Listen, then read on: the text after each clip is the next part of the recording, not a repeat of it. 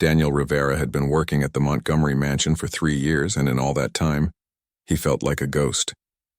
He'd arrive at 6 in the morning, clean until 2 in the afternoon, and leave without anyone really noticing he existed. That's just how it was when you worked for people who had more money than they could count. The mansion had 42 rooms. Daniel knew because he'd cleaned every single one of them at least 100 times. But his favorite room, the one he always saved for last, was the grand ballroom. Not because it was the biggest or the fanciest, but because of what sat in the corner like a sleeping giant covered in black silk. The piano.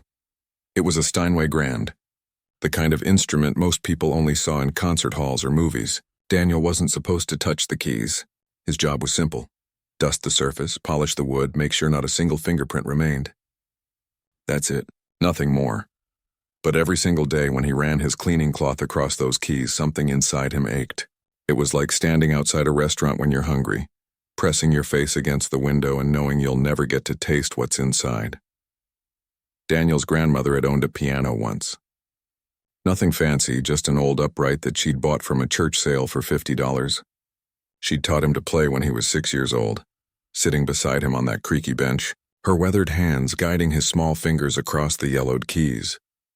He remembered the smell of her perfume mixed with the mustiness of old wood. He remembered how proud she'd been when he played his first complete song, a simple melody that made her cry happy tears. She'd told him he had a gift, that his fingers were made for music. The lessons had lasted until he turned 12.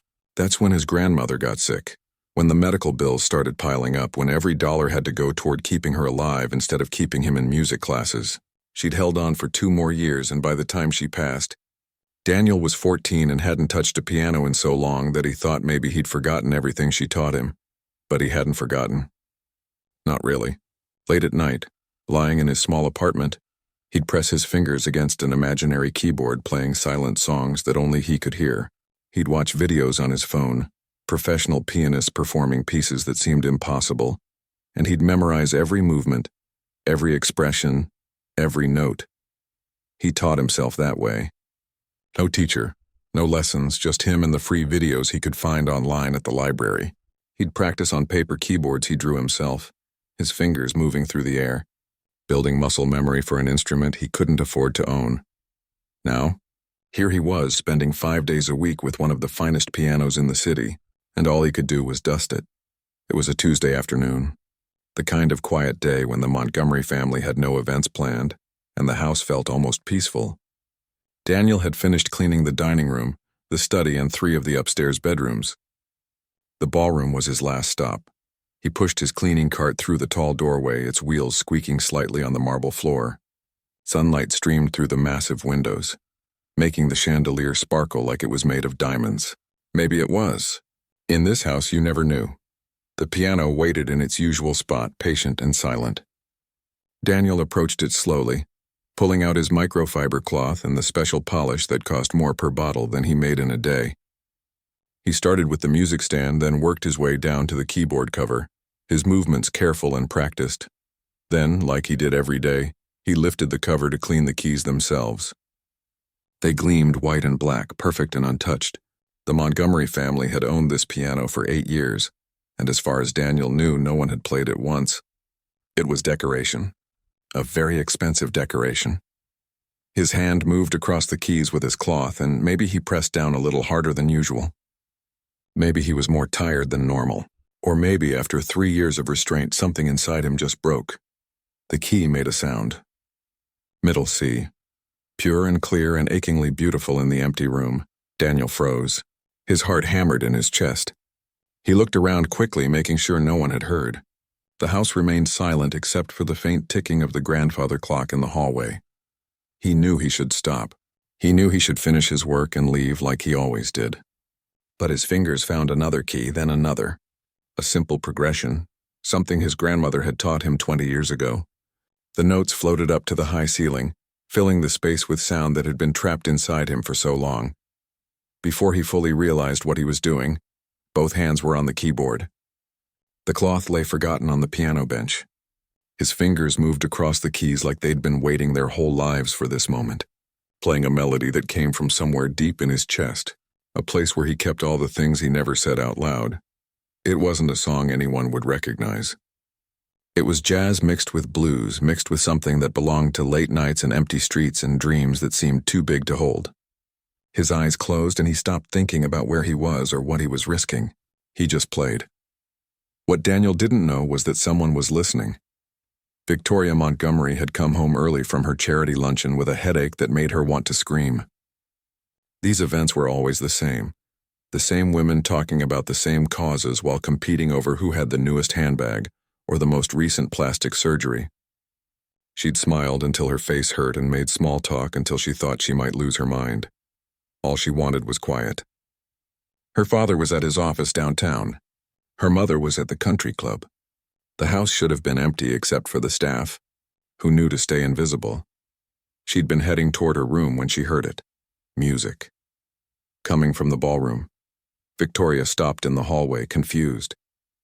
They weren't hosting an event today. They didn't have any musicians scheduled.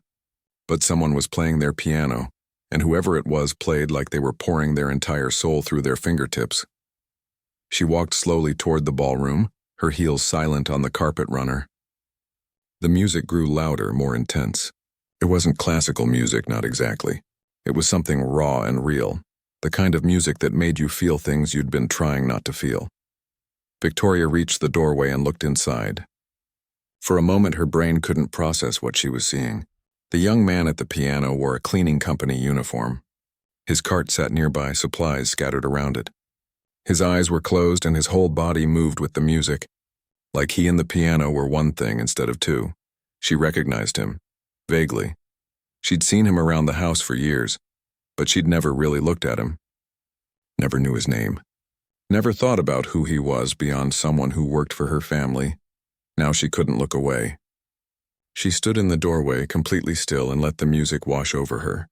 It spoke of longing and hope and beauty that existed in broken places. It made her throat tight and her eyes burn with tears she didn't fully understand. Victoria hadn't cried in 3 years.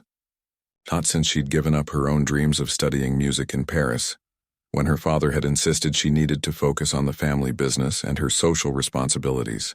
She'd locked that part of herself away so completely that she'd almost forgotten it existed. But this music found it. This music, played by a man whose name she didn't even know, reached into that locked room and threw open all the windows. The song ended. The last note hung in the air for a long moment before fading into silence. Daniel opened his eyes. His hands were shaking, and then he heard the voice behind him. "How long have you been able to play like that?" Daniel jumped so hard he nearly knocked over his bottle of furniture polish. His hands flew off the keyboard like the keys had suddenly caught fire. He spun around on the piano bench, his heart pounding so loud he could hear it in his ears. Victoria Montgomery stood in the doorway watching him. She wore a light blue dress that probably cost more than his entire year's salary, and her expression was impossible to read. Daniel's mind raced through every possible outcome of this moment, and none of them were good. He was going to get fired. Obviously. He'd touched something he wasn't supposed to touch, done something he wasn't supposed to do. His supervisor had been clear from day one. Don't mess with the family's belongings. Look but don't touch. Clean but don't use. I'm sorry, Daniel stammered, standing up so fast the bench scraped against the floor. I wasn't thinking. It won't happen again. I was just cleaning and my hand slipped and then I'm really sorry, but Victoria wasn't angry. At least she didn't look angry. She walked into the room slowly, her eyes fixed on him in a way that made him deeply uncomfortable. People like her didn't usually look at people like him. Not really. He was part of the furniture, part of the background. Invisible. I asked you a question, she said, her voice softer than he expected. How long have you been able to play like that? Daniel didn't know how to answer. His mouth opened and closed a few times before words finally came out. My grandmother taught me when I was little, but I haven't had real lessons since I was 12. That was 16 years ago. You taught yourself the rest? Victoria moved closer to the piano, running her hand along its polished surface. Everything I just heard you learned on your own? YouTube videos mostly. And practice.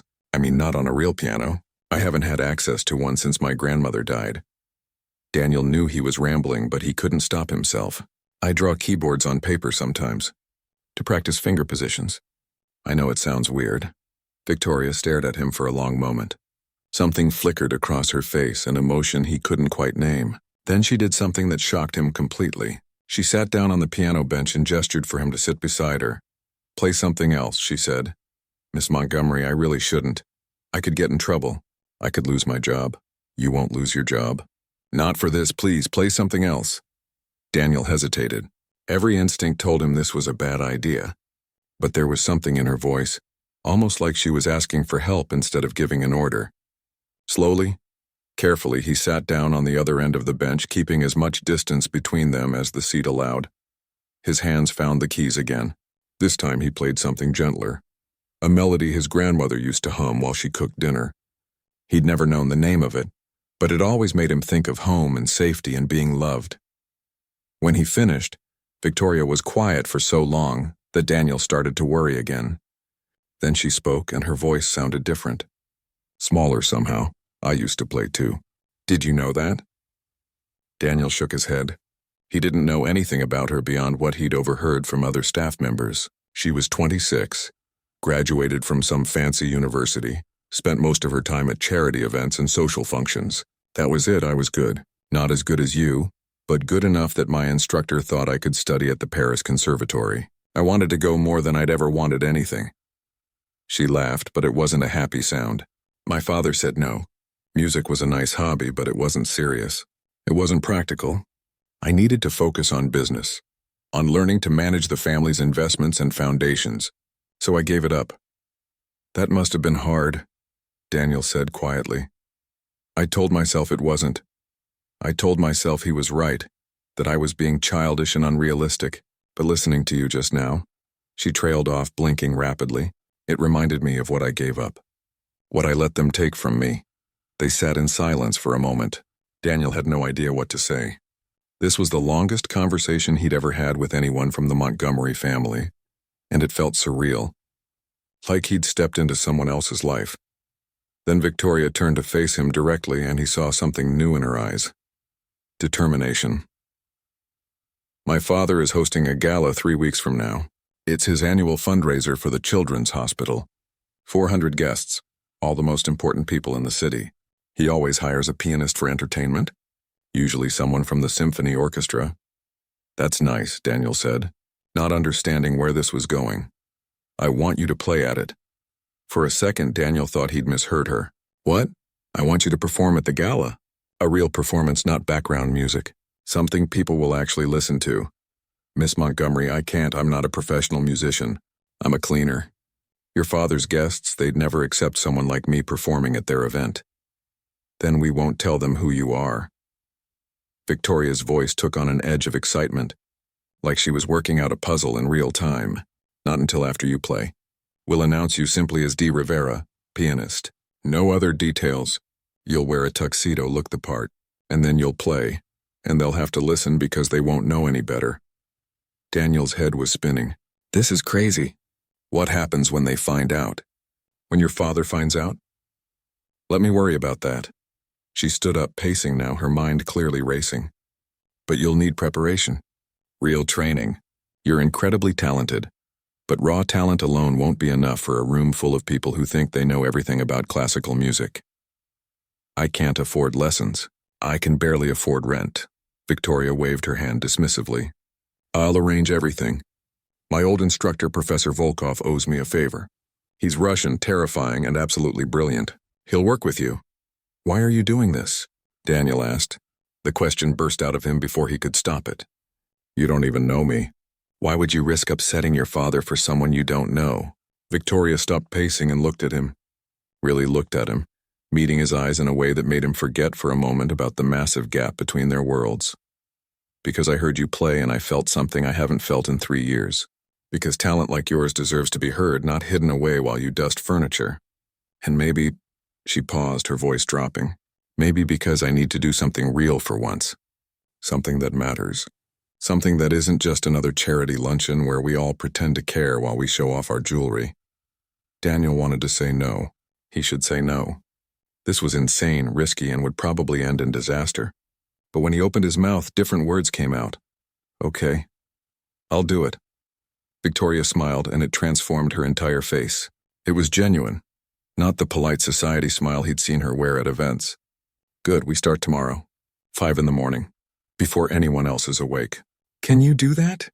I'm usually here by 6 anyway. 5 isn't much different. Perfect. And Daniel? She used his name for the first time and it startled him. Don't tell anyone about this. Not your supervisor, not the other staff. This stays between us until the gala. Understood? He nodded, even though his stomach twisted with anxiety about lying to people. But there was something intoxicating about having a secret, about being seen by someone who usually looked right through him. Victoria walked toward the door, then turned back. That piece you played first, the improvisation. Where did you learn it? I didn't learn it anywhere. I just played what I felt. She studied him for another moment, then nodded slowly. That's what I thought. That's what makes you special, Daniel. You don't just play music. You feel it. And 3 weeks from now, you're going to make a room full of people feel it too. After she left, Daniel stood alone in the ballroom for a long time. His cleaning cart sat abandoned, his work only half finished. He should complete his rounds, maintain his schedule, keep everything normal. Instead, he sat back down at the piano and played until his fingers hurt, trying to convince himself that what just happened was real and not some elaborate daydream. Outside the windows, the afternoon sun painted the sky in shades of gold and orange. Everything was about to change. He could feel it in his bones. Whether it would change for better or worse, only time would tell. The alarm on Daniel's phone buzzed at 4:30 in the morning, pulling him from a restless sleep filled with dreams of piano keys and disapproving faces. He'd barely slept 3 hours. His body ached from yesterday's cleaning work, and his mind wouldn't stop racing with doubts about what he'd agreed to. He dragged himself out of bed in the darkness of his studio apartment, the floor cold beneath his feet. Through the thin walls, he could hear his neighbor's television playing infomercials. The coffee maker sputtered to life, filling the small space with the only good smell in the building. This was his life. A 400-square-foot apartment in a neighborhood where sirens were the soundtrack to every night. A job that paid just enough to cover rent and groceries with a little left over if he was careful. No savings, no backup plan, no safety net. And now he was about to risk all of it on a crazy scheme that would probably blow up in his face. But he got dressed anyway. He drank his coffee anyway. And at 4:55, he was standing outside the Montgomery mansion in the pre-dawn darkness, watching his breath make clouds in the cold air. Victoria opened the service entrance herself, which startled him. He'd never seen any of the Montgomery family use that door. She wore yoga pants and an oversized sweater, her hair pulled back in a messy ponytail. She looked more human like this, less like a portrait in a magazine. You came, she said, and he heard relief in her voice. You thought I wouldn't? I thought you might come to your senses. She stepped aside to let him in. I'm glad you didn't. The house felt different in the early morning. Quieter, somehow more real. Their footsteps echoed as they walked through the hallways toward the ballroom. Victoria had already turned on the lights and the piano sat waiting like it had been expecting them. Professor Volkov will be here in 10 minutes, Victoria said, checking her watch. I should warn you about him. He's not warm and fuzzy. He doesn't give compliments. He will find every single flaw in your playing and point it out in the most brutal way possible. Sounds encouraging, Daniel muttered. But he's the best. If you can survive his teaching, you can play for anyone. She sat down in one of the chairs along the wall. Warm up, get comfortable. And Daniel? Don't take it personally when he tears your playing apart. He does it to everyone. Daniel sat at the piano and started with basic scales, his fingers moving through the patterns his grandmother had taught him decades ago. His hands were stiff from the cold and from nerves, but gradually they loosened up. He transitioned into a simple Bach prelude, something technical enough to get his mind focused. He was halfway through when the ballroom door opened and a man walked in who could only be Professor Volkov. He was tall and thin, probably in his 70s, with silver hair swept back from a face that looked like it had forgotten how to smile sometime in the last century. He wore an expensive suit and carried himself like royalty inspecting the peasants. Daniel's fingers stumbled over the notes. He stopped playing. Don't stop, Volkov said, his accent thick and sharp. I didn't tell you to stop.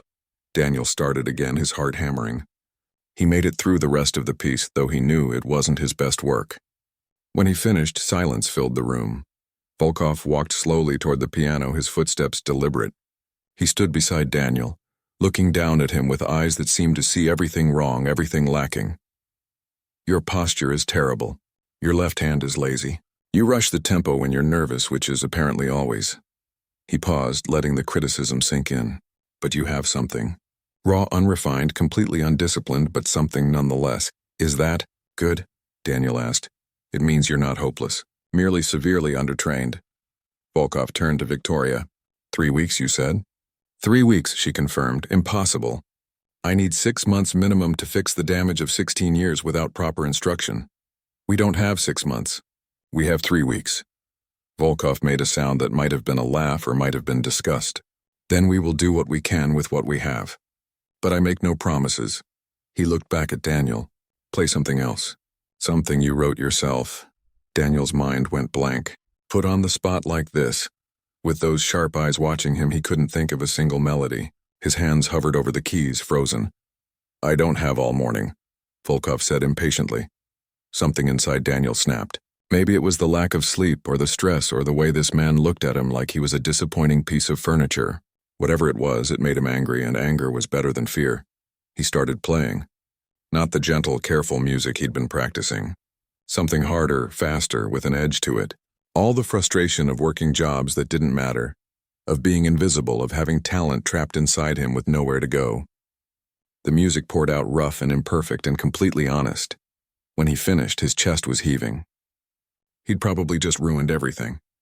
Probably proven that he wasn't good enough for this. Volkov was quiet for a long moment. Then he nodded once. Good, you have anger, passion, this we can work with. He pulled up a chair and sat down. Now let me show you everything you're doing wrong. The next 2 hours were the most brutal of Daniel's life. Volkov picked apart every aspect of his playing with surgical precision. His finger positions were wrong. His dynamics were inconsistent. His pedal work was sloppy. The list went on until Daniel felt like he'd never actually learned to play at all. But underneath the harsh criticism, Volkov was teaching, showing him techniques Daniel had never known existed, explaining the theory behind chord progressions he'd only figured out by ear, opening doors to understanding music in ways he'd only dreamed about. When Volkov finally left, saying he'd return tomorrow at the same time, Daniel slumped over the piano, exhausted. That was intense, Victoria said from her chair. That was humiliating, Daniel corrected. I thought I was decent. Turns out I don't know anything. He wouldn't waste his time if he didn't think you had potential. Trust me, I've seen him walk out on students within 5 minutes. She stood up and walked over to him. You did well, really. I need to start my actual work, Daniel said, checking the time. 6:45. His supervisor would arrive at 7 expecting the downstairs rooms to be finished. I'm already behind. Can you manage both? The training and your job? Daniel thought about his bills, his rent, the car payment he was already struggling to make. I have to. The next 3 weeks blurred together into an exhausting rhythm that pushed Daniel to his breaking point. Every morning at 5 he met Volkov and Victoria in the ballroom. 2 hours of intensive training where Volkov found new ways to tell him he was doing everything wrong. Then he'd clean the mansion for 8 hours, his body running on fumes and determination. After work he'd go home and practice on his paper keyboards, his fingers moving through the air while his mind played the real notes. He survived on 4 hours of sleep a night. Coffee became his primary food group. His friends stopped calling because he never answered anymore. His mom worried about the dark circles under his eyes, the way his hands shook sometimes from exhaustion, but he was getting better. Even Volkov had to admit it, though his praise came wrapped in criticism. Your Bach is almost acceptable now. Your Chopin still makes me want to weep, but perhaps from beauty rather than pain. Daniel learned pieces he never thought he'd be able to play. Rachmaninoff, Debussy, Beethoven, classical pieces that required technical precision. But Volkov also encouraged his improvisation, his jazz influences, the raw emotional quality that made his playing unique. This is what will make them remember you, Volkov said during their final lesson, the morning of the gala. Not perfect technique, not flawless execution, but this honest thing you do when you stop thinking and just feel. That night, Daniel would stand in front of 400 people who existed in a world completely different from his own. He'd either prove that talent could come from anywhere, or he'd embarrass himself and Victoria and prove that people like him should stay in their place. His hands were ready. The question was whether his courage would hold. The tuxedo fit perfectly, which somehow made Daniel feel even more like an imposter. He stood in a small dressing room backstage, staring at himself in the mirror and barely recognizing the man looking back. The person in the reflection looked polished, sophisticated, like someone who belonged in a world of champagne and crystal chandeliers. But underneath the expensive fabric, his heart was trying to beat its way out of his chest. Through the door, he could hear the sounds of the gala in full swing. Conversations and laughter, the clink of glasses, the soft background music from a string quartet. 400 people out there, all of them wealthy, all of them educated, all of them expecting an evening of refined entertainment from people in their own social circle. None of them expecting someone like him. Daniel's hands were sweating. He wiped them on his pants, then worried he'd ruined the fabric. His grandmother's lucky handkerchief sat in his pocket, the edges worn soft from years of her carrying it. He touched it through the fabric, trying to draw strength from a woman who'd been gone for 14 years. A knock on the door made him jump. "It's me," Victoria's voice came through. "Can I come in?" "Yeah." She stepped inside wearing a deep green gown that probably cost more than his car. But it was her face that caught his attention. She looked nervous too, which somehow made him feel a little better. At least he wasn't the only one terrified of what was about to happen. "How are you feeling?" she asked, like I'm about to throw up. "Is that normal?" "Completely normal. Every performer I've ever met gets nervous before going on stage." She walked over and adjusted his bow tie, which didn't actually need adjusting. "You're going to be amazing. You know that, right?" "I know I'm going to play." Amazing is still up for debate. Victoria smiled, but it didn't quite reach her eyes. "My father's out there. I haven't told him anything. He thinks I hired a pianist through the usual agency." She paused. "When he finds out what I've done, he's going to be furious." "We can still call this off," Daniel said, even though the thought made something inside him ache. "You don't have to risk your relationship with your father for me." "Yes, I do." Her voice was firm. "Not just for you. For me too. I've spent my entire adult life doing exactly what my father wanted, being exactly who he expected me to be. I need to do this. I need to know I can stand up for something that matters." Before Daniel could respond, another knock came at the door. This time it was the event coordinator, a stressed-looking woman with a headset and a clipboard.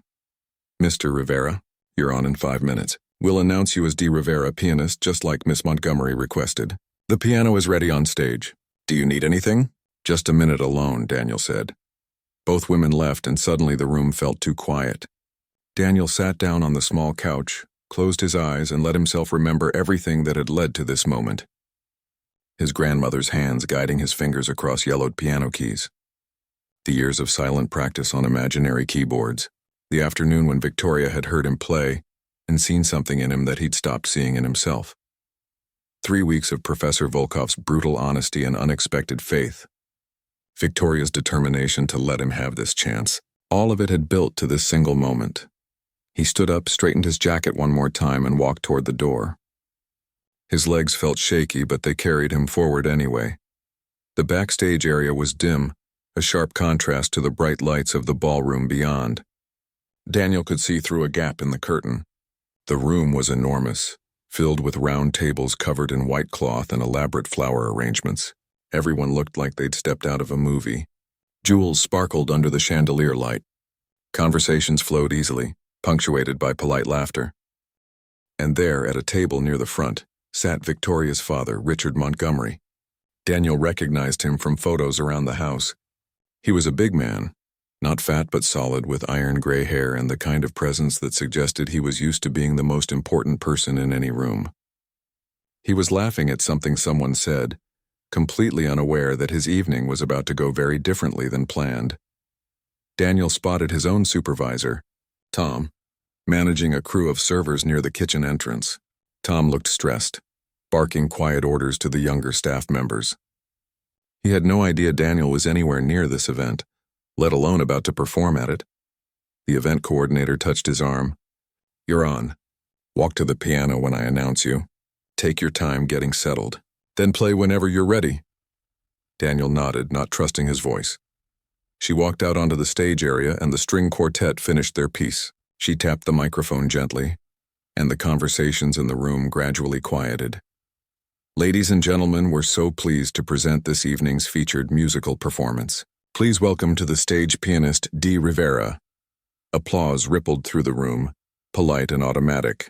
Daniel stepped out from behind the curtain onto the small stage area. The lights were brighter than he'd expected, making it hard to see individual faces. Maybe that was a blessing. He walked to the piano, his footsteps seeming impossibly loud against the polished floor. The Steinway sat there waiting. The same instrument he'd dusted countless times, now transformed into something else entirely. A stage, a judgment, an opportunity. Daniel sat down on the bench and took a breath. Then another. The room was quiet now, waiting, already a little bored. This was just background entertainment to them, something pleasant to half listen to while they continued their conversations. He looked out at the sea of faces and found Victoria. She sat at her family's table, her hands clasped tightly in her lap, her eyes locked on him. She nodded once, a tiny movement of encouragement. Daniel's hands found the keys.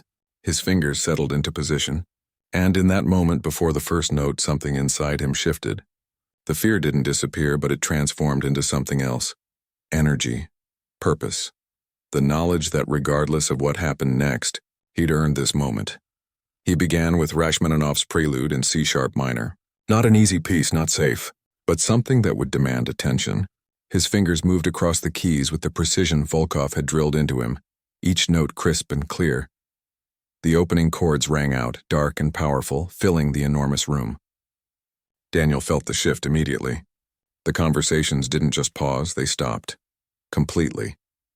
People turned in their seats to look at the stage, to see who was creating these sounds. He moved through the piece with growing confidence, his body swaying slightly with the music the way Volkov had told him not to fight. The technical passages flowed under his fingers, all those hours of practice making his hands move almost without thought. When the final chord faded, there was a moment of absolute silence. Then applause began, louder than the polite clapping from before. Real appreciation from people who knew good music when they heard it. But Daniel didn't pause to acknowledge it. Instead, he transitioned immediately into his own composition, the improvisation he'd been working on since that first day when Victoria had heard him play. It started gentle, almost classical, then gradually incorporated jazz elements, blues progressions, rhythms that came from streets and subway stations and late nights in neighborhoods these people never visited. This wasn't music that belonged in their world.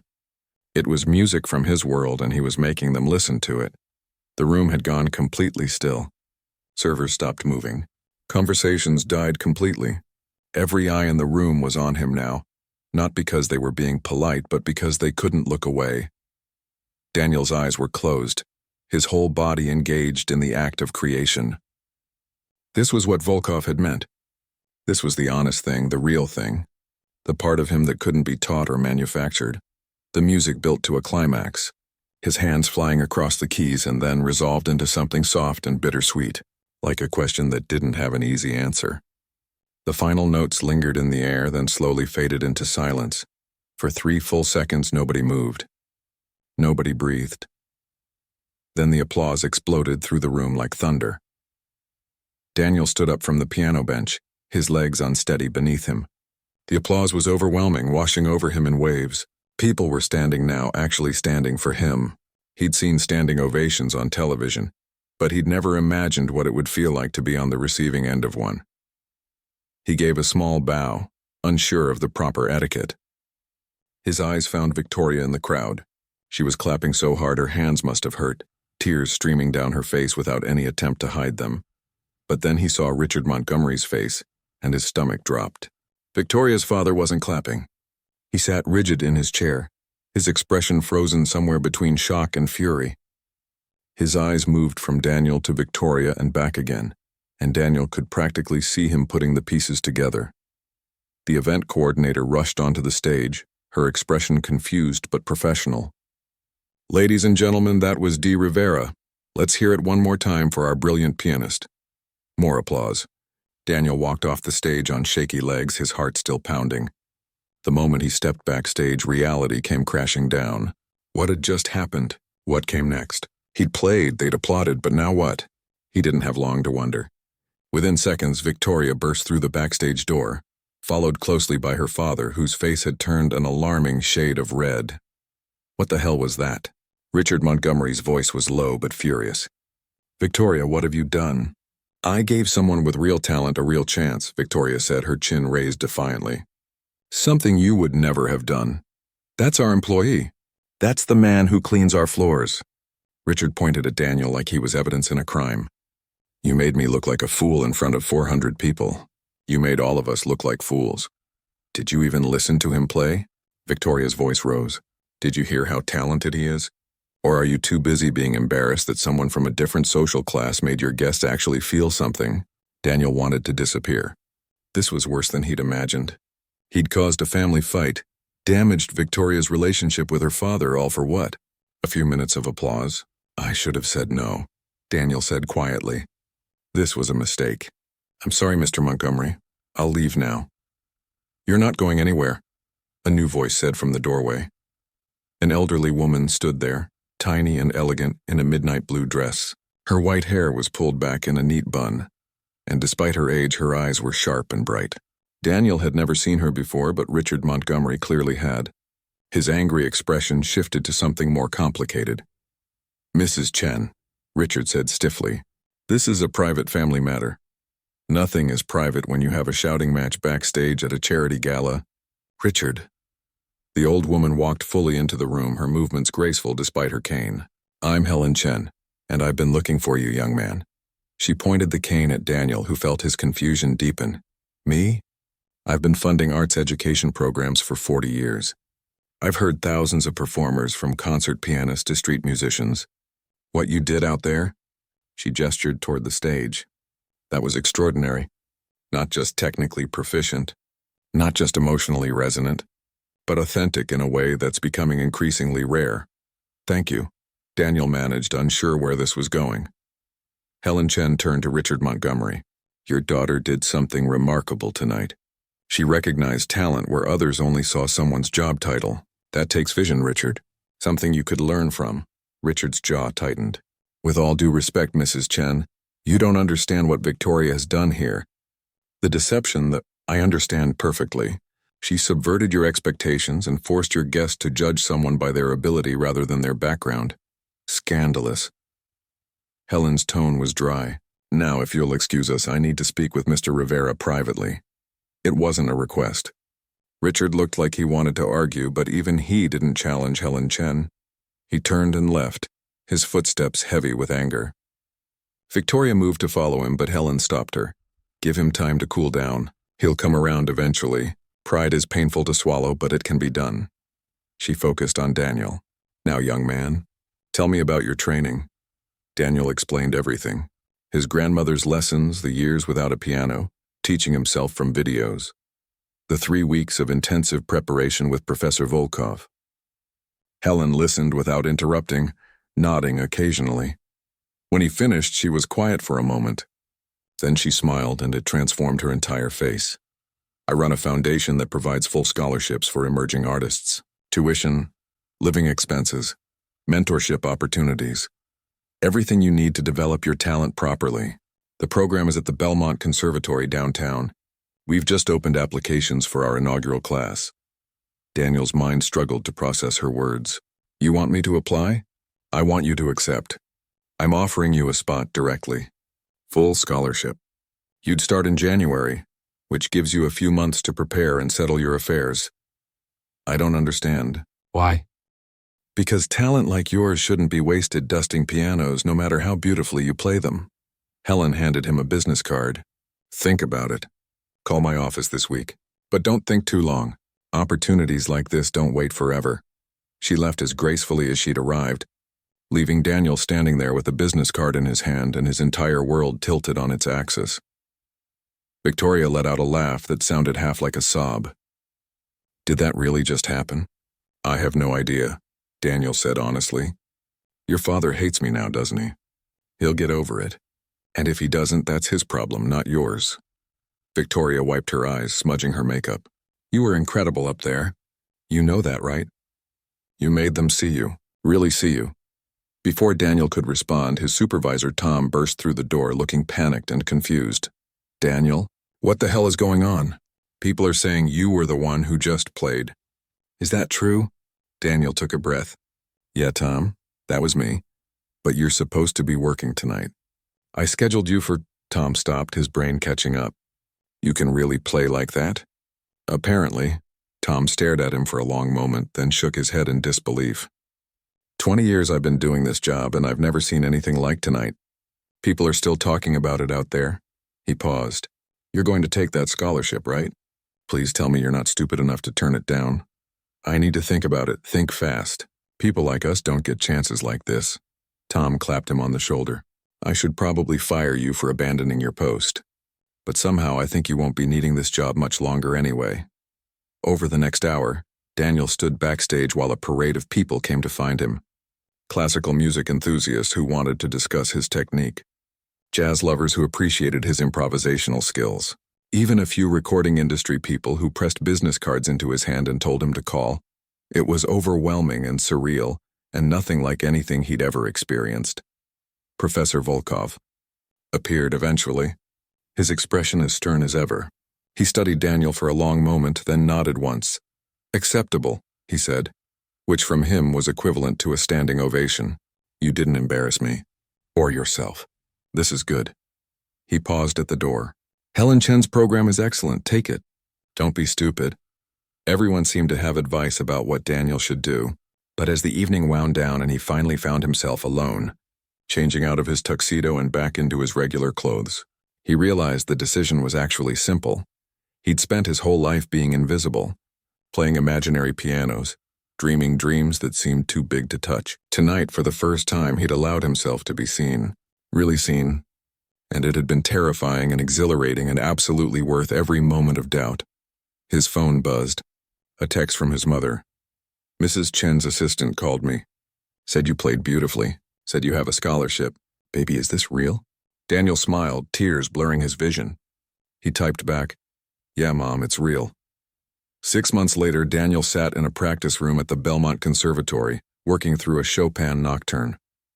Through the window, he could see the city stretching out below, full of people pursuing their own dreams and fighting their own battles. Victoria had started her own foundation, funding programs for undiscovered talent in unexpected places. She'd reconciled with her father, though their relationship was different now. More honest. Built on respect rather than obligation. Professor Volkov still taught Daniel twice a week, still found things to criticize, still pushed him to be better than he thought possible. And the Steinway at the Montgomery mansion sat quiet most days. A reminder of where everything had changed. The new cleaning staff treated it with reverence, knowing the story of the man who'd once dusted it, and then showed everyone what it could really do. Daniel's fingers moved across the keys, and for once he wasn't thinking about where he'd come from or where he was going. He was simply here in this moment making music that was entirely his own, finally, completely and forever visible.